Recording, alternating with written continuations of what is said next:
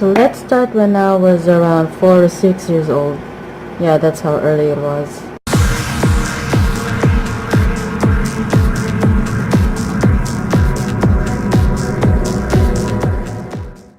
I'm not usually good with words. I'm really sorry about that. I apologize in advance. So I grew up watching MTV. Besides watching cartoons and stuff like that, I like watching MTV. And no, I don't watch Barney, I don't watch Teletubbies or any kiddie show that you would mention. Even Batibot, which is a Filipino kids show back in the day, and yeah, I haven't seen any episode of that show, so stop asking. So yeah, I was watching MTV one day and I saw The Cure, and yes, I have shared this before in my other vlog called hashtag as a goth, and I would like to be more detailed, although there's really not much detail in this one because I have a bad memory and I cannot exactly remember what happened except for the big parts. So anyways, going back, one day I was watching MTV and the show was MTV Unplugged and it was featuring The Cure. So okay, so I watched MTV and I saw Robert Smith, and initially I was disturbed because if you were a kid, your mentality is that only women wears makeup, only women has long hair, and with Robert Smith I was deeply disturbed by it. But I wasn't scared necessarily, I was more drawn to his appearance. He had makeup on, he had teased hair, so I stayed tuned. And as the show progresses, I began to feel slowly mesmerized, not just by his appearance but also his way of singing. And the first song that got stuck in my head, the Cure song that got stuck in my head was The Caterpillar. I don't know, like, for me, how he sang that song in MTV Unplugged was just kind of weird, but it stuck with me and it just plays in my head for days. And yeah, and ever since then I just fell in love with The Cure. So basically my first exposure of goth music was from The Cure. Yes, and every time they would play the music video on MTV, I would just would stay tuned and just be in awe and mesmerized by The Cure and the music. So yeah, so fast forward to early 2000s, and mind you, during at that time, when I was 4 to 6 years old, I didn't know the term goth at that time. I mean, who does? I mean, that's the thing. That's the thing that attracts me to The Cure and their appearance and their music. It's because I had no word for it. It was just a mystery for me. That's why. So fast forward to early 2000s. I'm not sure when. It's just early 2000s, probably year 2002, 3. I don't know. Because basically, I was living in Laguna. For those Laguna peeps, hi. I was living in Laguna in the mountains. So internet at that time, internet and computer at that time was a luxury for us. So I was a mountain girl. I live in Mount Makiling, Laguna, and then I think 1999 or 2000s, I can't remember, we moved to Cavite, which is a provincial state. Actually, Laguna is also a provincial state. Then we moved to another provincial state, which is Cavite. But at least it's not the mountains anymore. We had a lot of neighbors now, so we live basically in a subdivision. But sometimes we also go back to Laguna every summer vacation. So yeah, so every summer vacation we go back to Laguna. And that one summer vacation, I was watching MTV again. I was watching MTV and I saw this music video by A.F.I. It's called The Living Song Part 2. And again, seeing Davey Havoc in his makeup and long hair, I was mesmerized.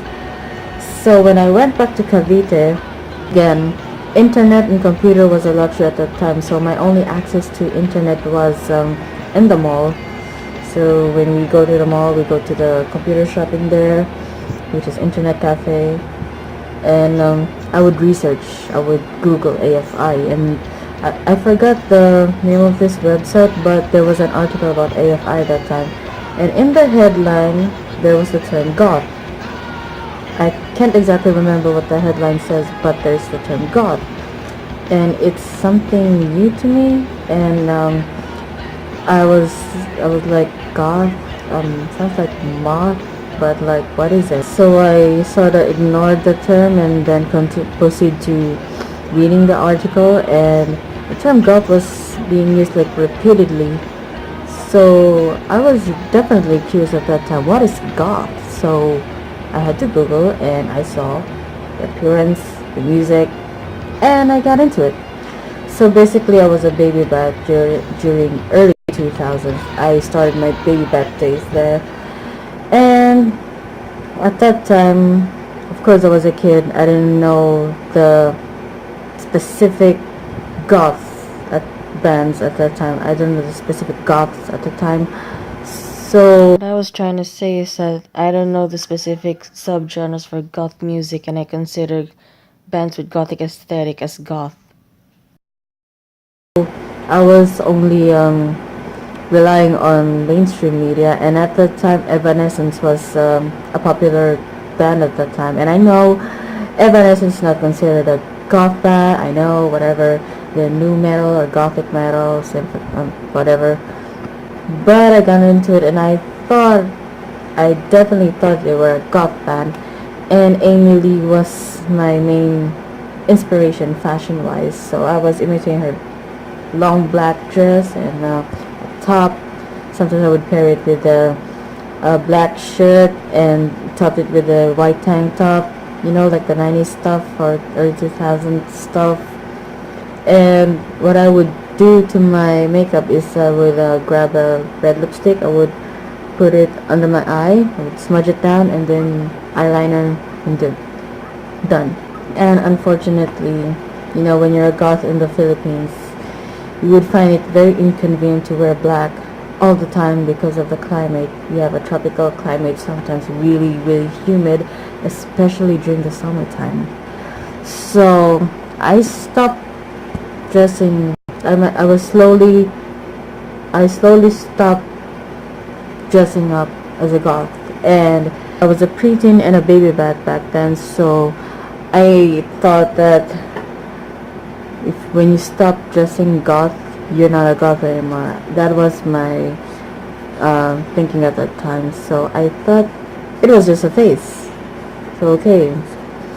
And then I got lost in the emo subculture. I can remember I was in high school. I was 16 back then. So okay, I got into the emo subculture. Also, when you're a teenager, you want to belong in a group that is cool. So yeah, I got into the subculture because it was cool at that time. Emo was cool, the main cool thing at that time, and of course I'm more inclined to rock music than pop. I got into the emo subculture, and I completely stopped wearing goth clothes. I stopped researching about the goth subculture and learning more about it, but I never stopped listening to goth. Before I got into the emo subculture, I was listening to Evanescence, The Cure, Susie and the Banshees, Bauhaus, Within Temptations, and other European gothic metal bands that I forgot. Oh, and there's Nightwish. So, okay, so fast forward to me being emo. I think I started being emo when My Chemical Romance released their music video Helena. Because, you gotta admit, the music video is very gothic itself, even though the sound isn't. It's very emo. And then I just got into it way deeper than I got with the goth subculture. And at that time I was listening to Paramore. I was listening to a lot of bands. I also had an album of Fall Out Boy, which is Under the Portrait, I think. Yeah, I had an album of that. Yeah, so like my whole high school life I spent being emo, and At the time, my schoolmates, almost all of them were like forming emo bands, and I can remember like when I'm on my way to school, there's like music studios after music studios, and I can see like a lot of emo bands rehearsing there and participating in battle of the bands. So yeah, and it was definitely cool at that time. And then when I was in college, I sort of stopped. Uh, I sort of slowly stopped dressing up emo, but I still listened to emo music at that time. And of course, goth. I never stopped listening to goth music. It's like a mix because it really depends on my mood. But mostly I was just listening to goth and emo at that time. And then there's the scene kid era. I was in college back then, and I almost saw this trend in photo bucket. I saw that it was trending, so I scrolled down the pictures and got into it. And again, at that time, it was the cool thing back then. So I was teasing my hair. I was wearing like colorful clothing. Okay, and I have those shutter shades that I still have. My teddy bear is wearing it right now. So yeah, I got lost in that fad. I mean, I wouldn't say it's a subculture. I don't think a scene subculture exists. I don't know. Probably. I may not be aware of this, but yeah, probably. And then times went by and I just got tired of following trends and stuff. I just got tired of following what's cool, so I stopped and I just wear whatever I want to wear. And I ended up wearing punk, grunge, goth. But when I was wearing my goth clothes, it felt really natural. Like it felt like it's more me than anything. So I decided to go back and learn more about the goth subculture and dedicate my whole free time on learning about the goth subculture. And yeah, I got to discover more bands. I mean, I think I'm forever a baby bat. I'm still stuck in the baby bat stage because I gotta listen to every goth genre that is. And it's not that I'm forcing myself. I'm not forcing myself. I just think that goth music is a perfect fit for my taste. It's not too noisy as metal. It's not too whiny as emo. It's not even as ridiculous as scene or you say crunk music. I mean, honestly, when I was a scene kid, I never really got into the music. Although I was listening to the Millionaires and Broken Side. I mean, they're not really my cup of tea, but at that time I was listening to them just so I could be in this trend scene, okay? And yeah, and I mean, looking back, I don't think I can listen to it that much. Like, I would listen to it for nostalgia purposes, but not in a way that I would enjoy and relax myself. Unlike the goth music, like it's more speaking in my soul. Like, I know, it sounds ridiculous at the moment, but I'm more drawn to goth music than any genre there is. With emo music though, like most emo music that I used to listen to just serves as nostalgia purposes.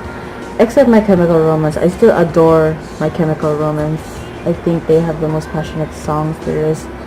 But with goth music, it's more of like I have like a deep connection to goth music because of my interest to darkness, my interest to love and death, and I find comfort in darkness. It's something that I cannot explain much, and goth music gives me that, the comfort, the darkness to it, you know.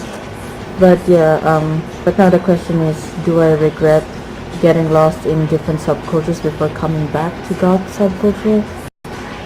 I sort of regret it a bit in a way that I didn't support the subculture here in the Philippines much.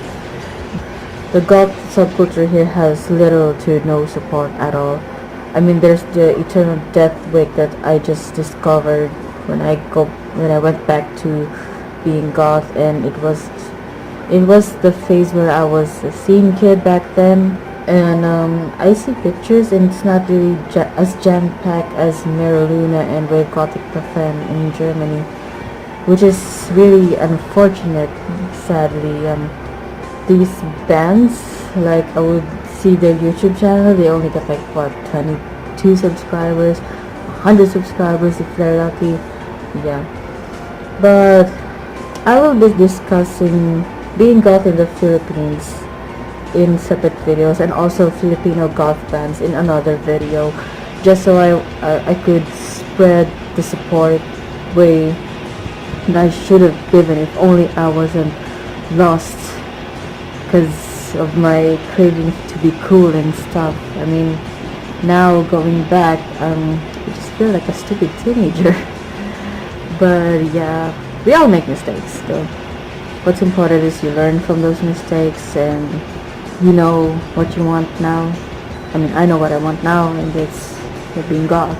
It still feels off when I label myself goth. I mean, it doesn't feel like I feel like I'm just trying too hard if you label myself goth. So let's just say it is what it is. I'm still learning about the goth subculture, and I'm showing my support by buying songs from bands and artists, especially here in the Philippines. They need more support. Like, if you guys want this to work, if you guys want the if you want a goth subculture here in the Philippines, you gotta support them. If you guys do enjoy this video, then please like it and subscribe to my channel if you guys want more of me. Follow me on my Instagram and my other Instagram, and I'll see you guys next time. Bye.